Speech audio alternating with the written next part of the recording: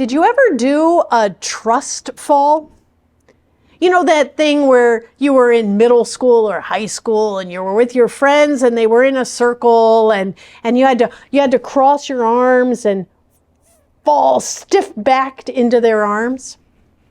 The idea was that with your arms crossed in confidence like that, you would fall backwards into the hands of your friends lest you dash your head upon the ground. It was meant to be some sort of litmus test for your relationship with these people. But what if the people who literally had your back were strangers? Or were people with whom you disagreed? In a word, they were not your friends. Would you be able, would I be able to cross your arms and fall? I do not think that it is an overstatement to say that trust has eroded in our world. Trusting people, institutions, authority is just not a given anymore. Sociologists often point to the Nixon presidency and Watergate as the start of that erosion. When the President of the United States can lie to its citizenry, who can we trust? To be real, the lack of trust in some communities in America has been low from the time they set foot on this soil. People of color, Native peoples, immigrants, they live in a state of mistrust of authority figures. Who can we trust? The church would shout, God. But when pastors and priests are being charged with atrocious crimes against minors, these people like me, people like your pastor, are the ones who are supposed to instill trust, who are supposed to reflect the love and mercy and trustworthiness of God. When we fall down, then there's an erosion of trust. And we hear a sincere cry of, Lord, to whom can we go? And then into this dearth of trust comes today's reading from Matthew. Trust that God has this whole enterprise and that one day it will all get sorted out. That's what this parable of the weeds and wheat is in a nutshell, that God is the one who will, in the end, sort it all out. In the meantime, just live together. Well, that's a big ask, God. And so we balk against it. We make some walls around our hearts and our communities. We won't accept this person or that person because even if all our welcome adorns our signs and sanctuaries, there are walls around our hearts where we just can't imagine that that welcome is for that kind of person. And there are lots of those people, depending on where you live and who you are. Could be Republicans, could be Democrats, could be queers or homophobes, undocumented ex-cons, other Lutherans, Muslims. The list could go on and on.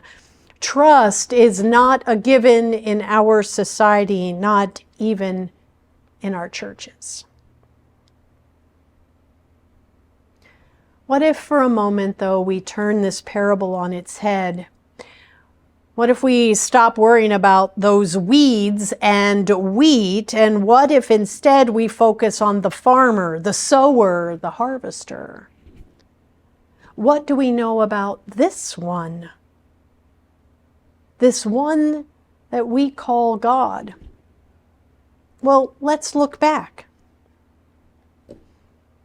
The Old Testament reminds us that this one, the sower, the farmer, the harvester, is the one on the side of the underdog.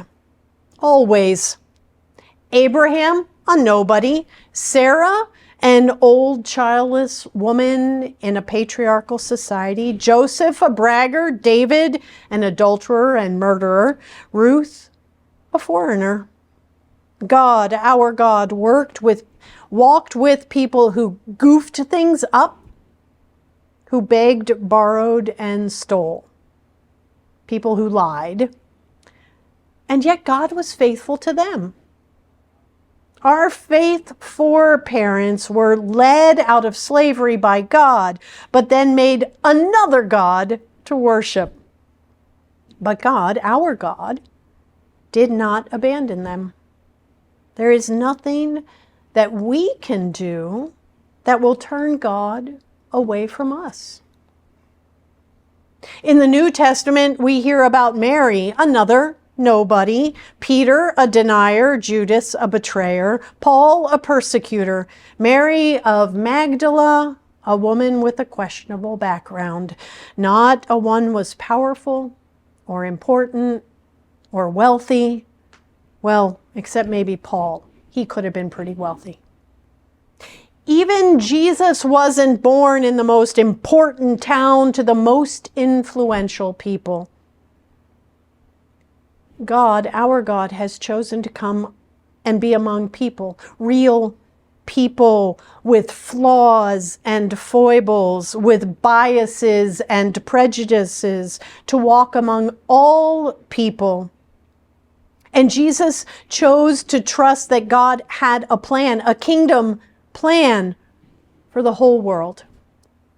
Because in Jesus, God opened the gates for the kingdom of heaven to all people. That's what John's gospel tells us. For God so loved the world, not parts of the world, not only the wheat of the world.